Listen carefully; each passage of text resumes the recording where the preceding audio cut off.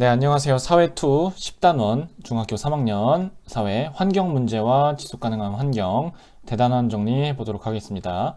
먼저 첫 번째 중단원은 기후변화 관련된 내용인데, 기후변화는 기후 자체가 이제 오랜 날씨의 상태를 기후라고 하잖아요. 이게 변화한다는 거죠. 비정상적인 날씨 변화가 나타납니다. 예를 들면 우리나라에 장마가 한 달 이상 간다거나 건조 기후 지역에 장마가 생긴다거나 이런 식으로 기후가 이상해지는 거죠. 원인은 자연적인 것과 인문적이 있는데, 자연적인 거는 뭐 화산재가 화산 폭발로 하늘을 가리우면은 이제 여러 가지 기상현상이 바뀔 수도 있고요. 태양의 변화가 은근히 지구에 미치는 영향이 큽니다. 그래서 미세한 변화도 지구의 기후에 영향을 주기도 합니다. 하지만 최근에는 우리가 기후변화라고 말하는 것의 근본적인 원인은 바로 인위적인 원인이죠. 석탄, 석유, 천연가스 같은 화석 연료를 많이 사용함으로써 이산화탄소가 증가하죠. 이런 이산화탄소를 온실가스라고 부릅니다. 그리고 나무들은요, 이산화탄소 나쁜 거를 얘네가 먹고 광합성을 해서 산소를 내뿜죠. 근데 우리가 아마존 열대우림 같은 거를 무분별하게 생각 없이 다 벌목을 해버리는 거죠. 그래서 기후변화가 더 심해지고 있고요. 특징은 지난 100년간 계속해서 지구 기온이 올라가고 있습니다. 역시 이제 인위적인 요인이 더 중요하다는 뜻이고요. 기후변화의 대표적인 게 이제 지구 온난화인데, 지구 평균 기온이 올라가는 현상이죠. 이거는 이산화탄소 농도가 올라가면서 이 온실가스가 온실 효과라는 것을 일으킵니다. 그게 너무 세져가지고 지구의 기온이 쭉 올라가는 그런 현상을 말합니다. 지구 온난화의 원인 역시 그래서 화석 연료를 많이 써가지고 온실가스가 너무 많아졌다. 이산화탄소나 이런 메탄 같은 것들. 참고로 온실가스에는 이산화탄소, 메탄 이런 것들이 있는데 대부분 이산화탄소를 차지하기 때문에 이산화탄소 얘기를 많이 합니다. 자, 그리고 너무 생각 없이 이제 숲을 베버리면 아까 얘기했듯이 이산화탄소를 제거해주고 산소를 내뿜는 고마운 역할을 못하기 때문에 대기 중의 이산화탄소 농도는 훨씬 더 높아지게 됩니다. 그러면 이 온실 효과가 너무 과도하게 나타난다는 뜻이에요. 이것은. 그래서 지구 평균 기온이 높아진다. 그럼 온실 효과가 아까부터 계속 나오는데, 온실가스랑 온실 효과가 뭐냐? 온실 효과는 원래 지구 정상적인 상태에서도 그 대기 중에 온실가스가 있습니다. 그래서 얘네가 특징이, 얘네는 들어오는 태양열은 받아들이지만 나가는 거는 약간 튕겨내요. 근데 적당한 온실 효과가 있을 때는 들어오는 게 100이면 나가는 게 한 70, 30 정도는 지구에 남고 지구의 온도가 적당히 유지됩니다. 근데 요 두 가지로 인해서 온실가스가 지구 주변에 대기층이 많아지면 얘네가 온실 효과를 너무 강하게 일으키게 되는 거예요. 예전보다. 그래서 이렇게 쭉 들어온 애들이 밤에 나가지 못하고 이 태양열이 다시 지구로 들어오고 다음날 또 들어오고 이러면서 지구의 기온이 올라가게 되는데, 이런 현상을 종합적으로 지구온난화라고 부릅니다. 자, 다음은요, 기후변화의 영향 이어서 볼 텐데요. 이렇게 지구온난화가 되니까 빙하가 감소하죠. 빙하는 뭐냐? 눈이 내리면 굳죠. 계속 눈이 내리면 다 젖어요. 결국은 이 다 젖은 눈이 얼음이 됩니다. 이 얼음이 계속해서 쌓이면 이 얼음이 무거워가지고 밀면서 갈라지면서 아래로 강처럼 미친 듯이 힘세게 내려오는데 이것을 빙하라고 부르는 겁니다. 근데 지구 온난화로 지구가 더워지니까 극지방에 또는 알프스나 킬리만자로 같은 고산 지역의 빙하가 녹고 있죠. 이렇게 거대했던 빙하가 녹고, 이 빙하 녹은 물이 바다로 흘러가서 해수면이 상승하고, 해수면이 상승하면 해안의 저지대, 낮은 곳은 예전보다 더 침수될 확률이 높아집니다. 큰 파도가 치면 잠기겠죠. 그리고 그 투발루 같은 낮은 섬나라들은 아예 잠겨버릴 수도 있습니다. 수몰돼가지고 국가 포기 선언을 하기도 했죠. 자, 그런데 좋은 점도 하나 있어요. 이렇게 극지방의 빙하, 북극은 대륙이 없고요. 북극해가 바다 자체가 얼어가지고 있는 곳인데, 이 북극해 빙하가 녹아가지고 북극해가 배가 다닐 수 있도록 열리고 있습니다. 환경적으로는 엄청 재앙이지만 이쪽을 다니면 훨씬 더 짧은 길로 지구 반대편을 갈 수 있기 때문에 북극해 항로가 오픈됐다는 좋은 점도 있다는 거죠. 두 번째는요, 기상이변인데요. 이게 날씨가 단순히 더워지거나 추워지는 게 아니라, 이거는 이제 예를 몇 개 가져왔는데, 지구의 기온이 너무 더워져가지고 물이 다 증발해요. 건조한 땅이 막 드러납니다. 예전과는 달라진 모습이에요. 그리고 빙하 녹은 물이 바다로 들어가면 이 차가운 물 때문에 바닷물의 염도가 이제 바닷물에 민물이 유입되니까 염도가 짠 기운이 낮아지겠죠. 그러면 이 바닷물의 염도, 밀도 차이로 인해서 해류가 약간 멈추거나 또는 방해를 받으면서 달라질 수가 있어요. 그러면은 지구 전체 기후에 영향을 미칩니다. 이 적도에서 극지방으로 가는 따뜻한 해류와 극지방에서 적도로 오는 차가운 해류가 지구의 열 균형을 이렇게 유지해 주는데, 요것이 뭐 빙하 녹은 물이 이렇게 흘러 들어가 가지고 멈춘다. 자, 이게 극단적으로 가면은 이게 따뜻한 물이 아예 멈춰 버려 가지고 북반구가 완전히 빙하기가 되는 영화 투모로우가 그런 내용이죠. 자, 아무튼 꼭 이런 사례가 아니라 기상이변이라는 거는 되게 이상한 날씨가 많이 생긴다는 거예요. 자연재해 또한 자주 오고요. 훨씬 더 센 슈퍼 태풍, 슈퍼 허리케인 이런 것들이 오게 됩니다.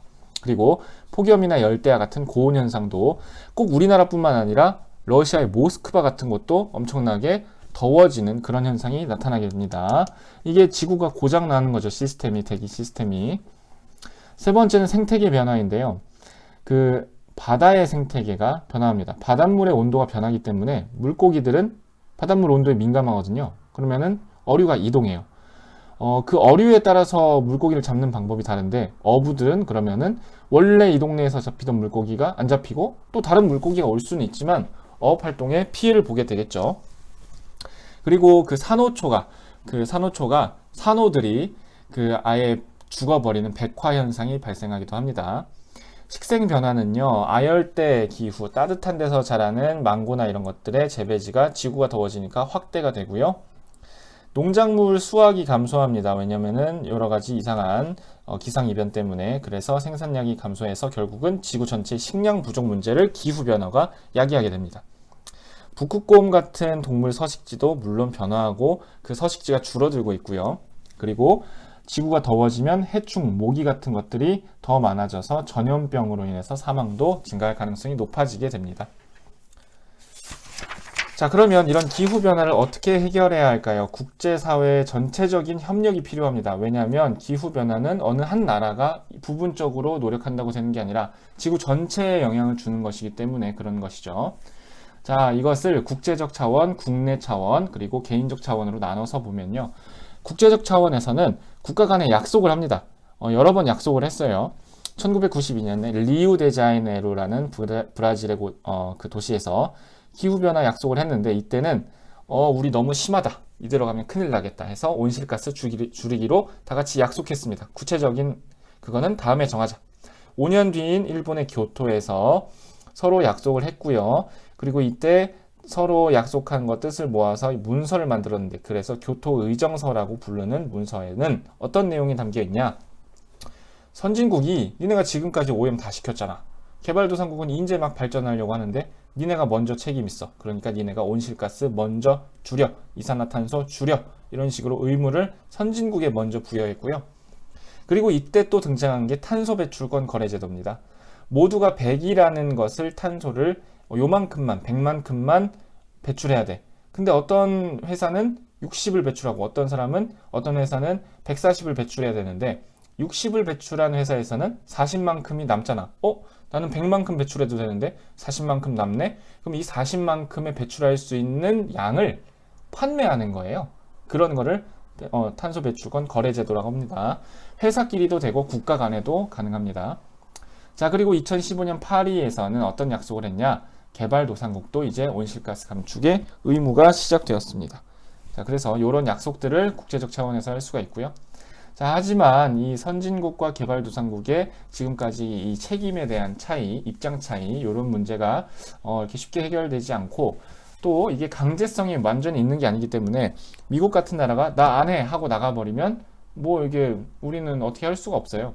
그래서 실제로 미국이 파리 기후변화 협약을 나가기도 했었죠. 자, 그런 문제가 있긴 하지만 어쨌든 노력은 하고 있다는 거고요. 국가 차원에서는 신재생 에너지를 개발해야겠죠.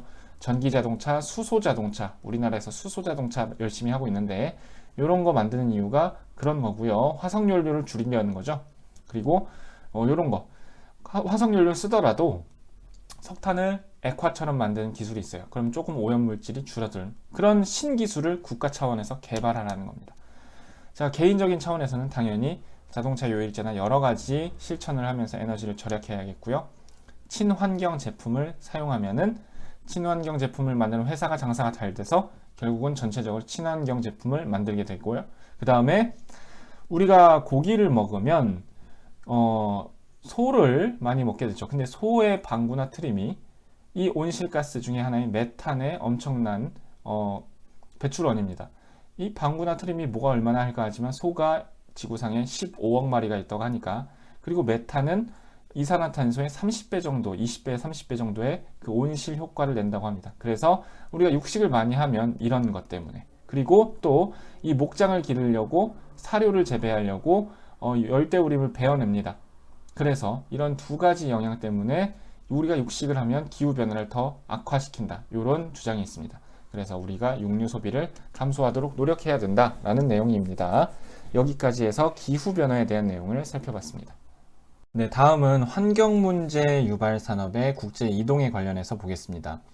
먼저 공해 유발 산업, 석면 같은 거, 그 다음에 전자쓰레기, 그 다음에 농업 분야에서 환경 오염을 일으키는 것들이 국제적으로 이동을 하고 있다는 내용입니다. 자, 왜 이동을 할까요? 선진국에서 이 환경 오염의 심각성을 알고 더 이런 걸 아직 모르는 곳으로 판매를 하거나 그 산업이 이동을 하는 겁니다. 첫 번째 지도를 보면 석면 산업 같은 경우에 이거 1급 발암 물질이죠. 자, 우리나라는 예전에 이거에 대한 인식이 없었어요. 그래서 정말 예전에는 미국에서 일본으로, 그리고 일본과 독일에서 대한민국으로 이런 산업들이 많이 들어왔습니다. 근데 시간이 지나면서 우리나라도 이에 대한 인식이 생기고 이제는 우리보다 조금 더 개발도상국인 이런 나라들로 이런 산업들이 계속해서 이동하고 있다는 겁니다. 이 모습들을 이 페이지에서 한번 쭉 살펴볼게요. 두 번째는 전자쓰레기인데요. 주로 선진국에서 이런 전자쓰레기, 컴퓨터나 스마트폰 이런 것들이 많이 나오죠. 이런 게 다 어디로 처리될까요? 버리면 뭐 우리나라에 쌓이진 않잖아요. 이런 게 다 파키스탄이나 인도나 이런 개발도상국들로 판매가 됩니다. 그래서 여기서 이걸 분해해 가지고 처리를 하는데, 이 분해 과정에서 상당히 많은 환경 오염이 되기 때문에 이런 것들, 전자쓰레기들도 주로 이제 개발도상국에서 처리가 되고 있다는 그런 모습을 볼 수가 있습니다. 주로 선진국은 대한민국, 일본, 미국, 서부 유럽 이런 데서 많이 이런 게 나오니까 이런 데가 배출 지역이 되겠죠. 그 다음에 농업에 있어서도 우리가 장미꽃이나 튤립 같은 거 특히 되게 좋아하잖아요. 네덜란드는 튤립뿐만 아니라 세계 꽃거래 80%가 이루어지는 화훼 관련된 강국입니다. 그런데 이 네덜란드가 이제 인건비가 높아지고 에너지도 물값도 비용이 많이 들고 네덜란드에서 환경 기준이 엄격해지다 보니까 이 장미꽃이나 이런 농장들을 이 아프리카 케냐로 이전하고 있다고 합니다. 여기는 인건비도 싸고요. 환경 기준도 되게 약하거든요. 근데 문제는 케냐는 건조기후 지역이에요. 가뜩이나 물이 부족한데 사람이 먹을 물보다 꽃이 소비하는 물이 더 많아진다는 겁니다. 물 소비량이 급격하게 증가해서 물이 부족해집니다. 물론 케냐에서도 돈을 벌 마땅한 산업이 없으니까 이런 산업에 이제 받아들인 건데, 요 선진국에서 어쨌든 이런 것들이 문제가 생긴다고 개발도상국으로 이런 식으로 오염물질들이 이렇게 옮겨가는 건 바람직하지 않은 현상이죠. 이런 농장이 깨끗할 거라고 생각하지만 비료도 있고 여러 가지로 인해서 물이나 오염물질 배출이 많아서 물이나 환경이 많이 오염된다고 합니다. 지금 전체적으로 보면 석면과 같은 공해 유발 산업, 전자쓰레기, 농업 전부 다 선진국에서 개발도상국으로 이전하고 있죠. 자, 요거 왜 그럴까요? 다국적 기업의 공간적 분업에 대해서 우리 얘기를 했었는데, 이 기업들이 공장을 계속해서 옮기잖아요. 근데 이 공장이 옮겨가면 당연히 환경 오염도 따라서 가겠죠. 왜냐면 공장이 오염 물질을 배출하니까. 그래서 주로 인건비가 높아진 선진국에서 인건비가 저렴한 개발도상국으로 공장이 가기 때문에 그쪽으로 환경 오염 문제도 다시 이동하게 되는 겁니다. 자, 이렇게. 그리고 선진국은 환경 오염에 대한 규제가 세요. 법으로 엄격하게 이런 걸 못하게 하고 있는데, 그리고 국민들도 이런 거에 관심이 많아가지고 막 제보하고 뉴스에 나오고 막 이런 게 커요. 근데 개발도상국이 이런 게 느슨하고 아직은 이런 거에 대한 생각이 조금 없고, 지금은 공장을 빨리 돌려가지고 경제 성장이 최우선 목표이기 때문에 요거 좀 공해 유발하더라도 요런 산업이 들어오면 아직은 땡큐라는 겁니다. 그래서 요런 차이로 인해서 요런 공간적 분업이 생기고 요렇게 공장과 함께 환경오염이 선진국에서 개발도상국으로 이동하게 됩니다. 자, 뭐 여러 가지 피해 모습이 나타나죠. 이 전자쓰레기 같은 경우에는 처리하면서 중금속이 이제 나오기도 하고요. 화훼 농장이 이전하면 이제 아까 얘기했듯이 물 부족이나 또는 농약 비료 같은 게 수질 오염을 시키기도 하고, 공해 유발 산업 자체는 주민 건강이나 환경에 당연히 안 좋은 거니까 이런 문제들이 생기는데, 문제는 선진국의 문제가 이제 주로 개발도상국으로 이동하면서 개발도상국에서 피해를 주고 있다는 겁니다.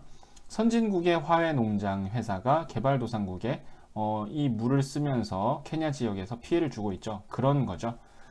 선진국에서 많이 만들어진 전자쓰레기가 개발도상국으로 가가지고 여기서 이제 이걸 분해하면서 피해를 주고 있는 거죠. 물론 개발도상국이 이 산업을 유치해서 그런 거지만 결과적으로 보면은 이게 그렇게 바람직하지 않다는 겁니다. 자, 심지어 요게 이런 환경오염 물질을 몰래 버리는 사건도 있었어요. 그래가지고 우리가 요런 거를 좀 막아야 된다. 환경오염 물질의 국제 이동을 조금 제한해야 되지 않을까라는 노력을 하게 됐는데, 선진국은 아무래도 이런 물질을 좀 덜 만들도록 노력해야 되고요. 개발도상국은 이제부터라도 이런 거에 대한 좀 감시를 많이 하고 규제를 하는 법안을 만들어서 좀 이런 거를 막을 수 있도록 노력해야겠죠. 예전에 이 이탈리아에서 프랑스랑 이 나이지리아 쪽으로 몰래 이 유해 폐기물을 불법 투기한 적이 있어요. 그걸 이제 여기 보이는 세베소 사건, 코코앙 사건이라고 부르는데, 이 두 개의 사건 때문에 국제적으로 이게 엄청 큰 문제가 돼가지고 스위스 바젤에서 국제 협약이 만들어졌습니다. 유해 폐기물의 국가 간 불법 이동을 막자라는 내용이 바로 바벨 협약인데요. 죄송합니다. 바젤 협약인데요. 읽어보시면은 그런 내용들을 담고 있는 것을 볼 수가 있습니다. 그래서 국제사회가 이 환경 문제의 국제 이동에도 그냥 어쩔 수 없는 거 아니냐, 그게 아니라 조금 이렇게 불법적인 것도 그래서 나오지 않냐, 이런 거는 확실히 문제다, 공동으로 대처할 필요가 있다는 인식을 요즘에 하고 있다는 내용입니다. 그 10단원의 세 번째 내용은 일상생활 속 환경 이슈, 환경에 관련된 이제 얘기가 많이 되는 것들을 몇 가지를 다루고 있는데, 주제별로 살펴보겠습니다. 이 환경 이슈에 대한 간단한 내용 보시고요. 먼저 미세먼지, 요즘 문제가 심각하죠. 미세먼지는 왜 생길까요? 중국에서 석탄 사용이 많습니다. 얘는 아직도 석탄을 많이 떼요. 그래서 중국에서 이 바람 편서풍을 타고 우리나라로 오고요. 우리나라에서도 노후 경유차나 석탄 화력 발전소가 이쪽 충청도 서해안에 엄청 많아요. 그래서 요게 우리나라 안에서도 원인이 있고 중국발 요인도 있고, 원인은 이렇게 되고요. 미세먼지는 호흡기 질환이나 이 황사랑 같이 오죠. 그 다음에 정밀산업, 반도체나 항공기 엔진이 엄청 정밀합니다. 거대하지만 이런 데 피해를 주고요. 태양광 발전의 효율을 이 광 패널에 미세먼지가 달라붙어 가지고 이 발전이 제대로 안 되게 하는 문제가 생기기도 합니다. 이런 문제가 있으니까 미세먼지 요즘에 예민하죠, 우리. 자, 그런 문제가 있고요. 두 번째, 플라스틱 쓰레기 문제. 코로나 때문에 요즘에 더 많이 됐는데, 족발 세트를 하나 시켜 먹으면 이 플라스틱 그릇이 엄청나게 많이 옵니다. 우리가 이 경제 수준이 발전하고 인구가 높아지고 자원 소비를 많이 하는데, 특히 이 플라스틱이 편리하다 보니까 일회용품과 플라스틱 포장, 이런 걸 많이 사용하다 보니까 이 플라스틱이 문제가 됩니다. 이거 어떻게 버릴까요? 얘 안 없어집니다. 석유에서 만들어진 이 합성 물질이죠. 그래서 근데 이렇다고 태우면 엄청난 유독가스와 발암 물질이 나오기 때문에 태울 수는 없어요. 과거에는 몰라서 태웠는데 태우면 큰일 납니다. 그러면은 이거 어디다가 뭐 어떻게 처리해야 되는데, 얘네가 떠돌아다니는 쓰레기들이 강에서 바다로 흘러가가지고 바다에 이 플라스틱 쓰레기가 엄청나게 몰려 있대요.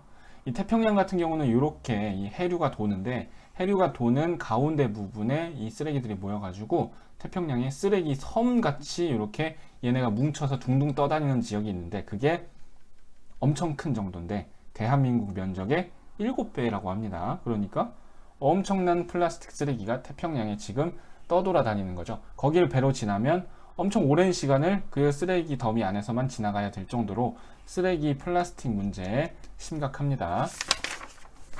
자, 다음은 유전자 변형 식품 GMO라고 부르는데요. 이 GMO는 영어로 Genetically Modified Organisms, 그러니까 유전적으로 우리가 기술, 유전공학 기술로 변형시킨 씨 없는 수박 같은 거, 요런 걸 말하는 거죠. 본래 유전자를 변형해서 만든 식품이나 농산물. 자, 먼저 장점과 단점이 있는데, 이거 많이 대량 생산 가능해요. 왜냐면 이 GMO 기술을 사용하면 이 밀에서 열리는 이 나달을 훨씬 더 많이 열리게 할 수 있다는 거죠. 이런 식으로 이 종자를 개량해서 예전보다 훨씬 더 많은 열매가 맺히게 할 수 있다. 그리고 영양소도 강화할 수 있어요. 이렇게 유전자를 변형시켜 가지고. 자, 요거 가능하면 식량 부족 문제에 기여할 수 있지 않을까라는 장점이 있고요. 그리고 해충과 잡초에 강한 품종을 이렇게 그림처럼 개발할 수도 있습니다. 좋은 점이죠. 자, 그런데 이게 아직 인체에 어떤 영향을 미치는지 검증이 안 됐습니다. 명확하게. 그래서 이거 약간 불안한 상태예요. 그래서 반대하는 사람들은 이거 어떻게 확인도 안 된 거를 그렇게 막 쓰냐. 근데 이미 우리 사회에 전 세계적으로 많이 쓰이고 있어요. 기름, 두부, 모든 것들, 콩, 옥수수가 기본적이 되는 음식들이 많은데 라면, 과자에 들어가는 모든 것들에 다 요것이 이미 싸기 때문에 대량 생산이 가능하다고 했죠. 그래서 싸기 때문에 많이 쓰이고 있어요. 자, 그리고 이거는 해충 같은 거에 강하면 좋은 거 아니야 싶지만 해충이 또 여기에 적응해 가지고 슈퍼 해충이 만들어질 수도 있고, 아무튼 이런 식으로 생태계 교란을 시킬 가능성이 있다는 겁니다. 얘가 유전적으로 변형된 인간의 손길이 닿은 애가 자연 속에 있게 되면 이런 어떤 영향이 생길지 모르는 거죠. 자, 여기까지 해서 GMO 내용 정리하고요. 자, 마지막은 로컬 푸드네요. 로컬 푸드는 로컬, 영어로 지역에 란 뜻이에요. 멀리 있는 거 말고 우리 동네란 뜻입니다. 자, 가까운 우리 동네에서 생산된 농산물을 소비하자라는 게 로컬 푸드 운동인데요. 로컬 마켓이라는 우리나라에는 한살림 마켓 요런 데서 판매를 합니다. 자, 얘는 왜 등장했냐? 우리가 그 해외에서 농산물을 수입하면 얘가 오는 동안, 해외에서 트럭 타고 오고 비행기 타고 오는 동안 온실가스를 너무 많이 배출한다는 거죠. 석유를 쓰니까. 그러니까 우리가 해외에서 오는 걸 먹지 말고 온실가스도 이렇게 많이 배출하지 말고 우리 동네에서 난 깨끗한 거, 청정한 거 먹자. 그리고 해외에서 이렇게 오랫동안 오다 보니까 상하지 않도록 방부제도 쓴다고. 이거 안 좋은 거 몸에도 안 좋고 지구에도 이렇게 오는 동안 많이 온실가스 배출하는 거 쓰지 말고 우리 지역에서 나는 거를 먹도록 하자. 이런 운동을 많이 벌이면 결국은 이런 오염물질이 줄어들 거 아니냐라는 운동이 바로 로컬 푸드 운동입니다. 요즘에 소비자들의 인식 수준이 높아지기 때문에 이 높아지는 의식에 따라서 이런 운동이 나온 거죠. 푸드 마일리지가 관련해서 나온 개념인데 이건 뭐냐면 이렇게 거리가 써 있죠. 이 먼 데서 해외에서 농산물이 오면은 얘가 온실가스를 배출해서 환경오염을 시켰죠. 얼마나 시켰을까? 그거를 구체적으로 표시한 게 푸드 마일리지입니다. 마일리지 쌓인다는 뜻이죠. 식품의 이동거리, 총 이동거리 곱하기 무게 해가지고 온실가스의 배출 정도를 표시하는 겁니다. 이 생각 있는 소비자라면 이 푸드 마일리지를 보고 뭐야 이건 푸드 마일리지가 왜 이렇게 높아? 환경을 오염시킨 식품이구만. 안 먹어. 소비자들의 힘이 강합니다. 소비자 주권이라고 하죠. 안 먹으면 장사가 안 되고 안 팔리면 재배를 안 하겠죠. 그리고 이런 걸 많이 먹으면 이런 게 재배가 많이 되니까 그런 식으로 환경을 변화시키자는 운동이에요. 자, 여기 보시면 설명이 나오죠.